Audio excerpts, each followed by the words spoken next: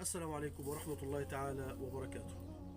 بقالي 3 أيام عايز أطلع لكم بث مباشر، ومش عارف، أو متردد، أو مش قادر أخد القرار، عشان في حلقات كتيرة مفقودة في الموضوع.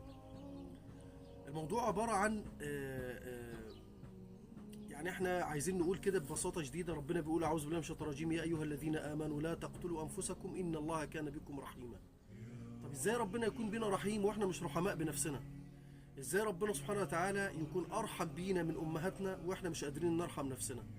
طب انا بقول كل الكلام ده ليه؟ انا بقوله عشان دلوقتي الازهر طالع ببيان غريب الشكل. في حته بيقول لك ان المنتحر ليس بكافر. تمام، انا معاك. جاي في البند الاخير بيقول الا ان يستتاب. طب حد مات يا مولانا، هيستتاب ازاي؟ انت ايه يا معلم؟ نوع الصنف ايه؟ طيب يعني ايه؟ طب انتوا بتفتوا على مذهب مين او على ملة مين او ايه بالظبط؟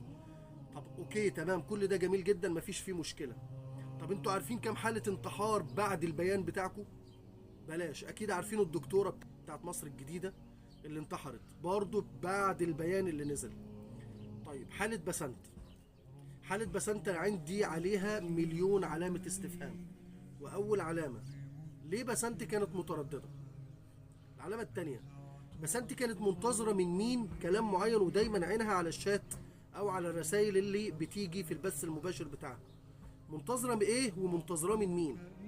بلاش. العلامة التالتة: بسنت عينها جت فوق التليفون وكانت بتبص لحد مين؟ بلاش. طب ازاي البث المباشر اتقفل بعد ما بسنت وقعت؟ برضه بلاش. طب ازاي بسنت كانت مترددة وهي اصلا ناوية الانتحار؟ برضو دي كمان بلاش.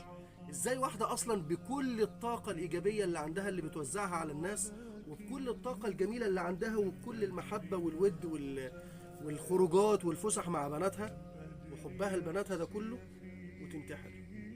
بلاش. طب مين اللي كان بيقول برافو في اخر البث؟ برضو بلاش.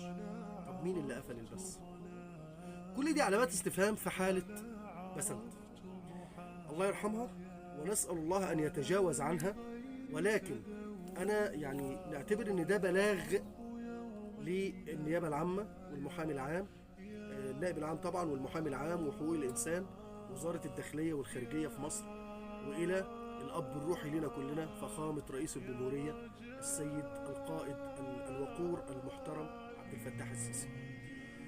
عايز أقول إن بسنت قصتها مش مجرد انتحار. بسنت موضوع فيه شبهة جنائية كبيرة جدا.